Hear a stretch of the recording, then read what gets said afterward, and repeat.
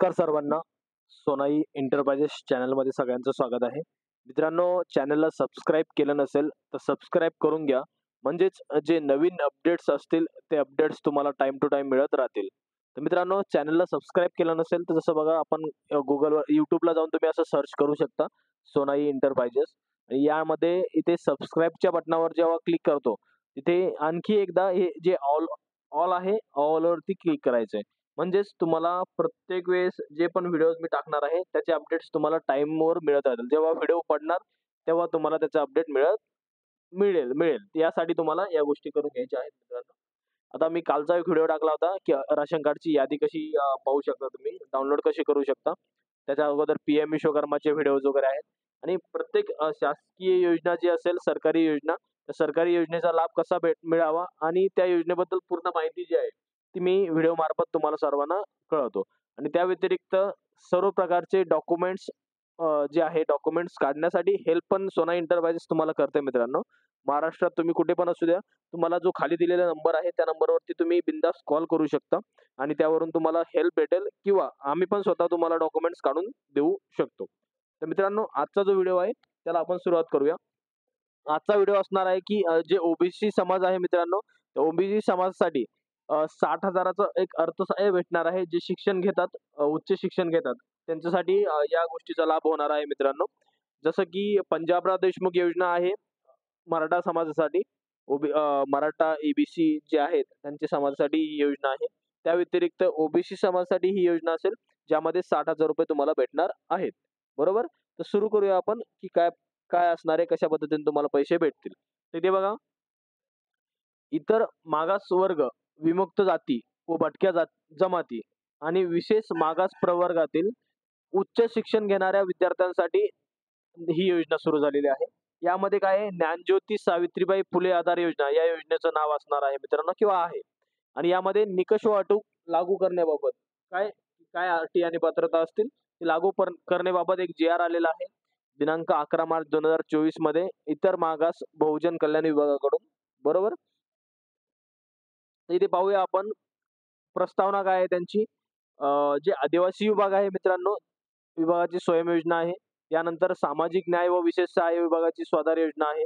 या दोन्ही योजनेला धरून इतर मागास बहुजन कल्याण विभागाकडून भटक्या जमाती, त्यामध्ये धनगर समाज असेल, त्यांच्यासाठी निर्वाह भत्त्याची पंडित दीनदयाल उपाध्याय स्वयं योजना ही योजना आहे.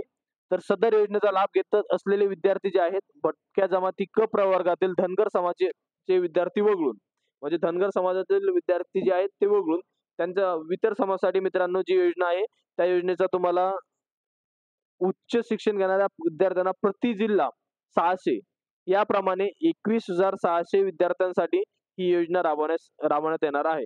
म्हणजे त्या योजनेमध्ये तुम्ही पात्र ठरणार का नाही ठरणार, या गोष्टीसाठी हा व्हिडिओ बनवतोय. तर त्या योजनेसाठी अटी आणि शर्ती ज्या आहेत त्या काय असतील त्या तुम्हाला मी दाखवतोय. तर पाहूया. मूलभूत पात्रता म्हणजे काय? मूलभूत पात्रता काय असेल? पहिलं आहे, विद्यार्थी वसतिगृह प्रवेशास पात्र असावा, म्हणजे तो विद्यार्थी वसतिगृहामध्ये राहणारा असावा. 2 नंबरचा आहे, विद्यार्थी महाराष्ट्र राज्याचा रहिवासी असावा. महाराष्ट्र राज्यासाठीच ही योजना आहे मित्रांनो.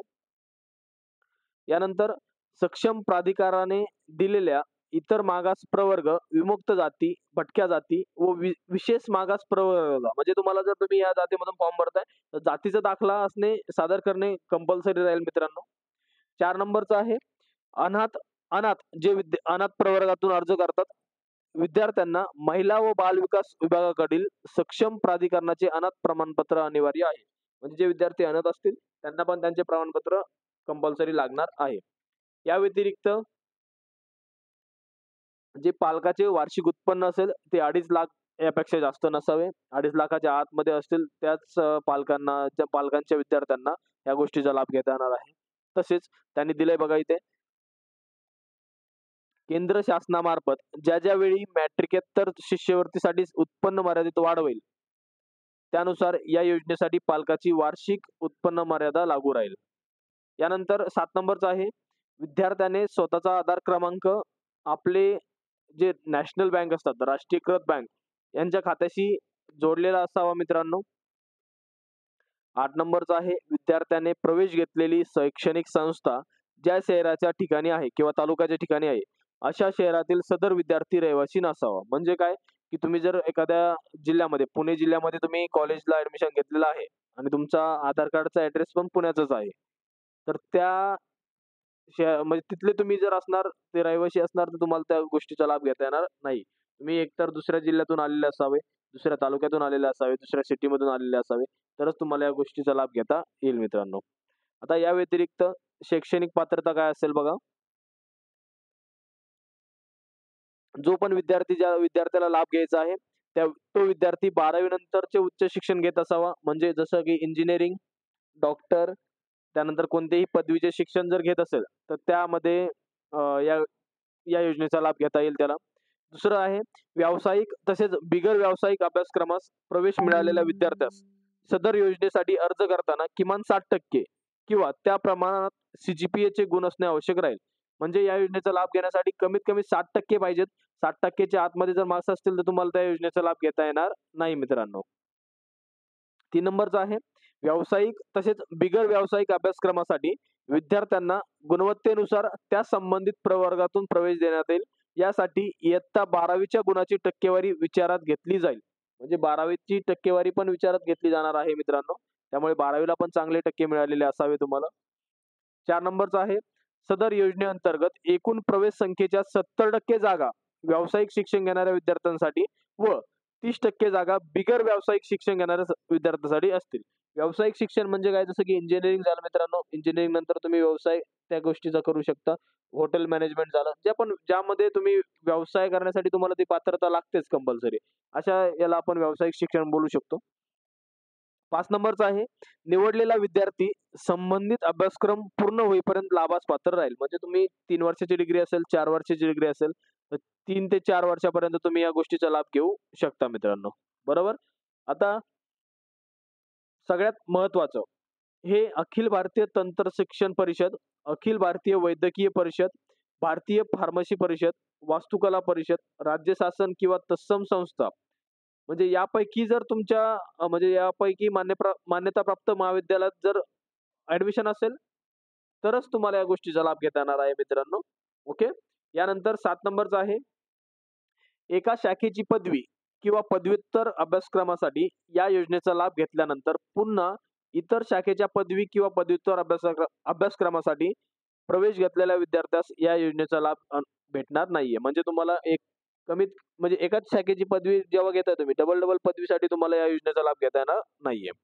8 नंबरचा आहे योजनेअंतर्गत लाभ मिळण्याकरिता विद्यार्थ्यांची महाविद्यालयीन उपस्थिती म्हणजे तुम्ही अटेंडन्स जे कॉलेज करणार आहात, कॉलेजची अटेंडन्स असते किंवा हजेरी असते ती कमीत कमी 75% असावी. 75% असेल तरच तुम्हाला या योजनेचा लाभ घेता येईल. नाहीतर तुम्हाला या योजनेचा लाभ घेता येणार नाहीये. यानंतर 9 नंबरचा आहे निवड करण्यात आलेला विद्यार्थी संबंधित अभ्यासक्रम पूर्ण होईपर्यंत लाभास पात्र राहील. मात्र विद्यार्थ्यास प्रत्येक वर्षी त्या अभ्यासक्रमाच्या परीक्षेत उत्तीर्ण होणे अनिवार्य राहील. म्हणजे तुम्ही जर नापास वगैरे झाले, तुम्ही वायडी झाले, तर तुम्हाला या योजनेचा लाभ भेटणार नाहीये. त्या योजनेचा लाभ तुम्हाला घेण्यासाठी तुम्हाला पात्रच राहावं लागेल. आणि इतर निकष म्हणजे वेगवेगळे काय आहेत त्या गोष्टीचा पण त्यांनी सांगितलेलं आहे इथे. हे बघा, योजनेचा लाभ 12वी नंतरचे उच्च शिक्षण घेत असलेल्या विद्यार्थ्यास देण्यात येईल तसं सांगितलेलं त्यांनी. तथापि एका विद्यार्थ्यास जास्तीत जास्त 5 वर्ष सदर योजनेचा लाभ घेता येईल. परंतु इंजिनिअरिंग, वैद्यकीय अभ्यासक्रमासाठी सदर योजनेचा लाभ जास्तीत जास्त 6 वर्ष अनुज्ञेय राहील. म्हणजे इंजिनिअरिंग असेल किंवा डॉक्टरसाठी जाताय तुम्ही, 6 वर्षापर्यंत तुम्ही याचा लाभ घेऊ शकता. सदर योजनेचा लाभ घेण्यासाठी विद्यार्थ्याचे कमाल वय 30 वर्षापेक्षा अधिक नसावे. 30 वर्षाच्या आतच असेल विद्यार्थी तरच त्या योजनेचा लाभ घेता येईल.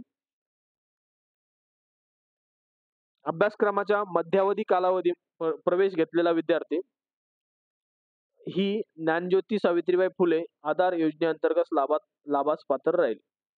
म्हणजे लाभास पात्र असणार आहे. त्यानंतर शिक्षणात खंड पडलेला विद्यार्थी आधार योजनेअंतर्गत लाभास पात्र असेल. तथापि सदर विद्यार्थी योजनेअंतर्गत निश्चित केलेल्या वयोमर्यादेमध्ये अधिक वयाचा नसावा. शिक्षणात खंड म्हणजे काय मध्ये गॅप वगैरे असेल तरी तुम्हाला या योजनेचा लाभ घेता येणार आहे मित्रांनो.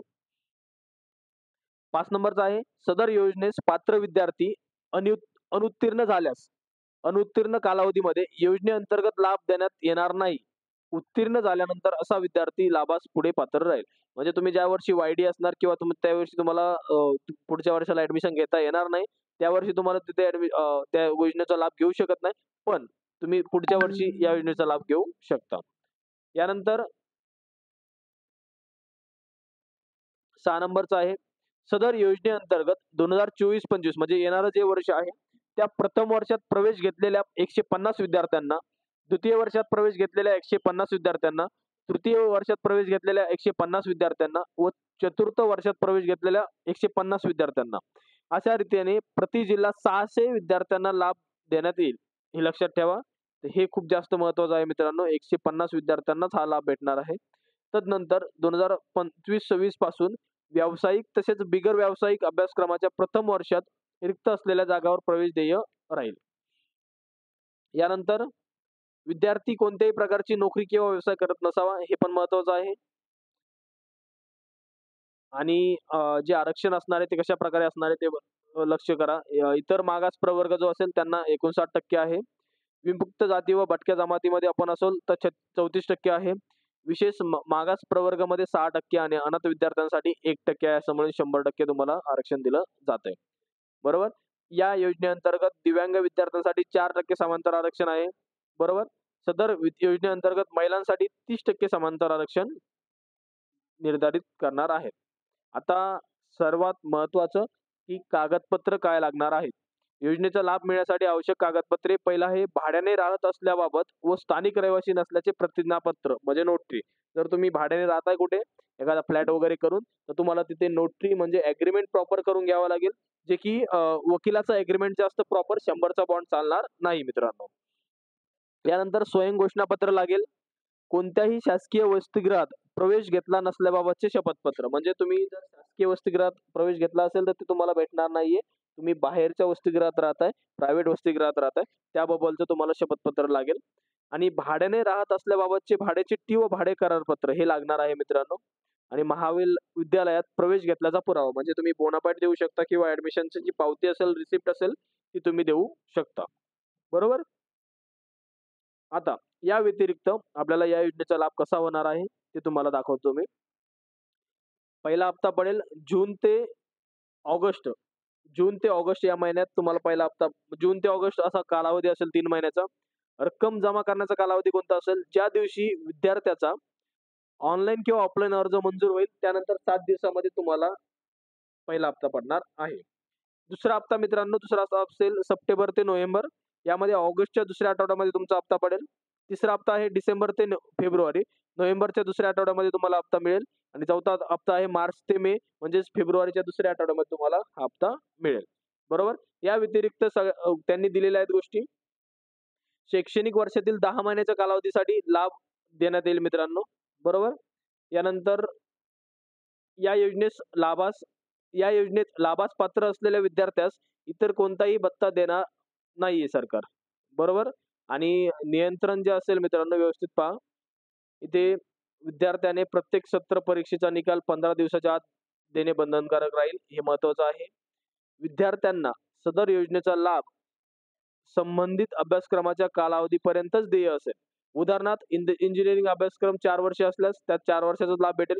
विद्यार्थ्याने खोटी माहिती व कागदपत्रे देऊन लाभ घेण्याचा प्रयत्न केल्यास किंवा शैक्षणिक अभ्यासक्रम पूर्ण न केल्यास अथवा नोकरी व व्यवसाय करत असल्यास इतर मार्गाने या योजनेचा लाभ घेऊन वापर केल्याचे निदर्शनास आल्यास तसेच त्यास दिलेल्या रकमेची 12% व्याजासह रक्कम वसूल केली जाईल आणि कारवाई तर मित्रांनो होणारच आहे. आणि एटीकेटी बद्दल पण यांनी दिलंय. पूर्ण करताना एटीकेटी प्राप्त झाली त्या विद्यार्थ्याला फक्त एकदाच या अटीतून सूट देण्यात येईल. म्हणजे डबल जर एटीकेटी झाली तर तुम्हाला या योजनेचा लाभ घेता येणार नाहीये. म्हणून तुम्ही अभ्यास करा मित्रांनो. फक्त योजनेचा लाभ घ्यायचा म्हणून शिक्षण घेऊ नका. व्यवस्थित अभ्यास करून शिक्षण घ्या. या सर्व अशा प्रकारच्या अटी आणि शर्ती आहेत. जर व्हिडिओ तुम्हाला आवडला असेल तर व्हिडिओला लाईक करा आणि चॅनलला सबस्क्राईब करा मित्रांनो. या व्यतिरिक्त मी तुम्हाला दाखवतो की या योजनेमार्फत म्हणजे तुम्ही प्रत्येक समाजासाठी ही योजना आहे. तर प्रत्येक समाजासाठी या योजनेचा लाभ तुम्ही घेऊ शकता. आता ही ओबीसी समाजासाठी वेगळी झाली. तर दुसऱ्या समाजासाठी काय असेल त्या योजनेचा पण मी तुम्हाला व्हिडिओ टाकणार आहे. तर व्हिडिओ जर आवडला असेल तर चॅनलला सबस्क्राईब करून घ्या आणि इथे बेल आयकॉनवर क्लिक करायला विसरू नका. म्हणजेच तुम्हाला अपडेट्स नवीन-नवीन मिळत राहतील. धन्यवाद मित्रांनो. खाली दिलेल्या नंबरवरती कॉल करू शकता आणखी डिटेल माहिती पाहिजे असेल तर. धन्यवाद.